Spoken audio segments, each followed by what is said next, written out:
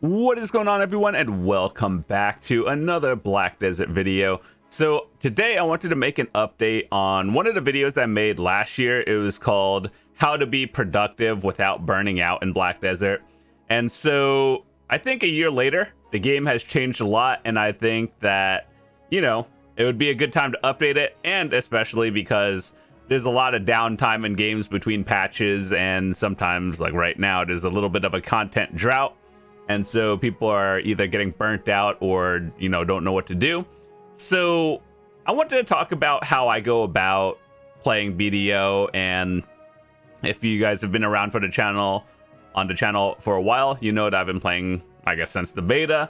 And I still enjoy the game. And obviously, there are days where I don't feel it. And there's just some days where, like, it's more fun than the others. But overall, I still enjoy my time in Black Desert. So I wanted to give you guys 5, like, not really tips, but just like things that I do to keep myself motivated and playing the game. So hopefully they help you as well. I wrote a little list, and in no particular order, I guess the number one thing, well, it's not really number one, it's just kind of like these 5 things I want to tell you are important. But number one would be setting goals. So as you guys know, Black Desert is not your traditional MMO where, you know, your goal is to get to end max level, do the highest dungeons, raids, and whatever, get the best gear. That's part of it, but how you get it is a little bit different. And so, as you guys know, gearing in this game, everything you get, whether you grind and buy it or you self-enhance everything yourself, you feel like you've earned the gear one way or the other, whether you grind, you know, hundreds of hours or you just one-tapped it, I guess. But because you can't really trade, you just feel like you want to work on one piece of gear at a time. So here's what I would do if I was a new player. You guys remember people used to roulette their gear? That's a term when, let's say you have like all Tet gear, right? And your goal is to get your first pen or whatever. And so you would just enhance everything and hope one of them goes. I have done that before, but in this game, when gear, like, progression is a big thing, you kind of want to work on one piece at a time or use a piece of backup gear. I would have told you what to do many years ago, but a lot has changed. And I still do think that setting goals, working on one piece of gear at a time, whether you're a grinder, a life skiller, PvPer, it definitely feels worse to, you know, go down a month's worth of progress when you can go down, like, you know, a day or two. So that's one tip: setting goals for whatever you're doing in this game. If you're gearing out, work on one piece at a time. Don't just enhance things randomly. And yeah, that's the first one. The second tip I can tell you is planning and researching what you're going to do next. So, for example, let's say you are wanting to grind a new grind spot, or you know that something new is going to come out, but you don't necessarily have enough gear. What I mean by planning and researching is, you know, just watch another streamer, content creator, read a guide, because I see a lot of people these days, they go into a new grind spot with the expectations of matching or doing better than, you know, like the end game players. And it doesn't necessarily work like that in grind spots, because one, all the classes are kind of different. Some are just straight up better, and it's not even your fault. But two, when I watch new players grind as well, sometimes what I look at when people ask for help is, okay, so what kind of buffs are you using? Are you actually keeping up your cooldowns on time? So I guess one thing to do is just plan and figure out what your skills actually do, research the spot and see what the mechanics are, and yeah, just generally go in with some knowledge if possible, and that will generally help you get better at whatever your goal is. And if it's life skilling, this definitely, on the life skill side, it's a little different, but, you know, for example, let's say you are gathering something. As you guys know, in this entire world, you can gather basically anywhere. Some places are more efficient than others, some are not. So don't be afraid to actually just try going to a new spot or a new rotation, and like it might actually just change things up, because I've heard of spots and like everywhere where some like grind rotations actually work better for different classes, just like faster spawn rate or something. But yeah, don't be afraid to experiment with different grind spots, different places to gather, and everything else. So yeah, that's part of it. And so the next thing I wanted to talk about is energy management. So this is actually a new thing that got changed within the past month or so, where all the life skills are basically family wide now. So back in the day, everything would be character wide. And what I mean by this is the energy right here, you should never let it fill up for too long or at all, honestly. And now that all your life skills are family wide, you should always use your energy and never have it capped out, because that's basically lighting silver on fire. So even if you aren't like a full-time life skiller, there are a lot of ways to burn energy, whether it's doing night vendor or investing it into a node for your grind spot, trading it in for those energy potions and selling it on the market, or gathering. So yeah, ideally, basically energy is money, silver, and you want to make sure you're always using it on something rather than letting it sit there. So let's talk about that for a second. Obviously, the best profit for your energy is obviously gathering. That is an active activity, meaning you have to actually play the game. I know. For all of you who are grinders and don't do life skilling, what I'd recommend is investing your energy into the node you grind in. So for example, you see how it's like level 1 right here, right? And when you level it up, it gives you some drop rate on your grind spot. So for example, I don't know, let's just pick a spot that I know I have a level 20 on. So like Tungrad Ruins, what you would see right here is the level is maxed. That means you have a higher drop rate. And you could see right here in the monster info section. So if you look at here, you'll see like this 10% if you have like a node invested. So when the level raises, you get a higher drop rate. And this is one thing I thought was pretty obvious, but some people, I guess, still don't know. They changed it over the past year where it'll tell you the node that affects your grind spot. So for example, well, I guess this is a weird one because Tungrad Ruins is Tungrad Ruins. But one thing that I grinded a lot of hours on is like Histria and Akhman, which is out in the desert. So this one right here is Histria. This one right here is Akhman, I believe. So if you want drop rates in the desert, you would just look at that. So the way you would check, if you didn't know, is you just go down to your spot right here. And then for like Histria, you would just click on this one and it's a connected node.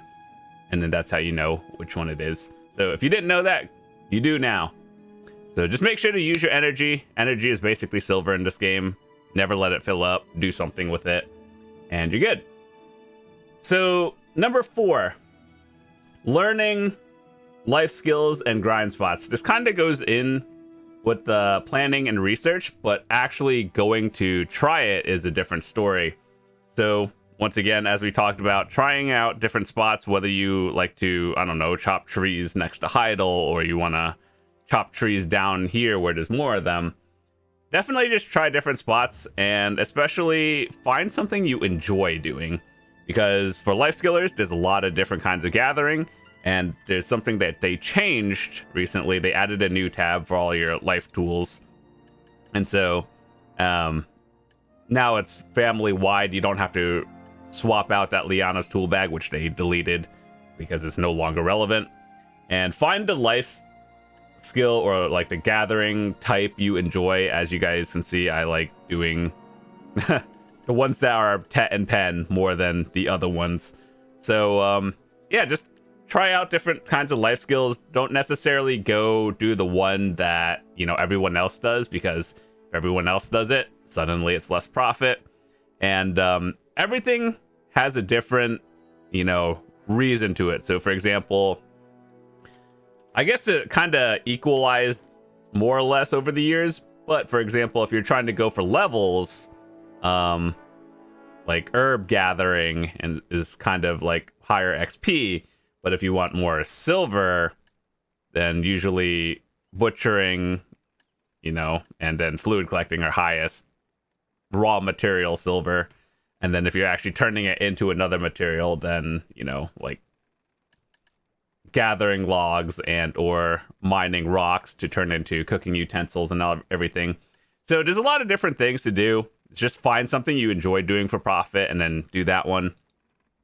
And then when it comes to grind spots, obviously you look at whatever your gear is and then find a spot that you like.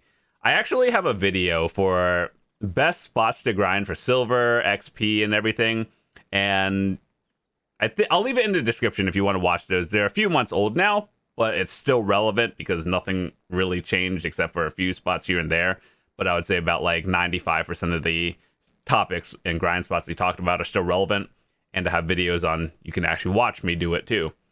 So usually I talked about what spots you can go for silver, but if you don't know like where you can grind, generally you could look at your sheet, and I talked about how to do it. So for example, your AP and DP, your brackets, basically you look at your stats, and in a nutshell, you take your total stats over here, plus your extra AP against monsters and species damage, add those together, and then they'll give you like a bigger number. Plus you want to make sure to buff up as well, so you can get a real accurate number. And then you take a spot, right? And then you click the view total stats. So this is basically your AP limit. And if your stats is like the same thing, then you could probably grind there more or less easily. But at the end of the day, I would recommend not necessarily grinding the place that gives you the most silver, but the place that you enjoy doing the most, because when you enjoy the grind spot, that 1 or few hours of grinding daily, it goes by so much quicker. And trust me when I say that, like, I can grind any spot in the game, but I still choose the spots that I enjoy the most, and that's definitely a good thing. So the last thing I want to talk about is playing this game and doing whatever you're doing, whether it's life skilling, grinding, PvPing. Go in with a good mentality, just because I know there are some days where people aren't feeling it. That's when you would try something else. But like if you're already having a bad day and it's like, oh, I have to go grind today, trust me when I say that hour or multiple hours will feel like the longest time ever. So number one, if you're not feeling it, I would probably just not play that day straight up. But if you feel like you really have to, then I would just try something else. Like, for example, if you only grind and you don't feel like grinding, go try life skilling. Try something that's like low effort or whatever. So those are the tips I have for usually not burning out. And I know when you try to describe this game to, for example, explain to your friend how to play Black Desert for someone who's never played the game. And when I've heard people explain BDO, it's like, oh, grinding, RNG enhancing, all those words you just don't want to hear in a video game. RNG, long-term progression, which actually that's not even a bad one. I actually kind of like progression games. But there's just a lot to do. Some activities are more efficient than others. But at the end of the day, it's kind of like a sandbox, I guess. You do what you want. And the end game goal of whatever like gear you can get it. You don't necessarily have to be the most efficient. You just kind of get it over time. So trust me when I say I understand competition, and I fully support that, because I told the story a while ago of how I started BDO. One of my friends started with me, and our goal was basically who can get the most gear faster. We came in from other MMOs where, you just get to the max level, do the raids, get the best gear, quit till the next expansion. But then once you learned that, like, back in the day when boss gear like Zarkas and Lavertos were like the best in slot, this was like 8 years, obviously. We were like, oh, wow, one lucky click is the difference between like a month of progression or grinding. So then we were like, oh yeah, and things kind of, branched off from that. But I would say overall, BDO is a lot easier nowadays than it was years ago, which I think is actually a good thing. I fully support catch-up mechanics in video games. Like, you know how when they hand out those 10 black stars to everyone, I understand that people get mad at that. Just like, oh, I had to work for it, so people should have to too. But you know what's the worst thing? Like, when you have all this gear, but the game is dead because no one wants to grind tens of thousands of hours just to get where you were. So yeah, I fully support catch-up mechanics. If people are, you know, getting where I am and in like half the time I did, it doesn't matter. At the end of the day, like, it's just a video game. So yeah, hopefully you guys take some of those tips I gave you, and hopefully it helps. So yeah, how to make silver be productive without burning out. Let me know what kind of tips you guys do to just continue enjoying the game. And if you're a new player, I think this will be fun. Like, even if you don't take any of this advice as a new player, like, you just have so much content and stuff to do in the game. But this is kind of like if you're a mid to end game player, what do you do? And what is your daily cycle of activities? Let me know. And with that said, thanks so much for watching. Hope you guys enjoyed the video. If you enjoyed it, drop a quick like on the video. And I have a few more guides and a few more updates on my old videos that I wanted to cover, and just make sure they're updated for everyone. So yeah, I'll see you guys tomorrow, and have a fantastic day. Peace.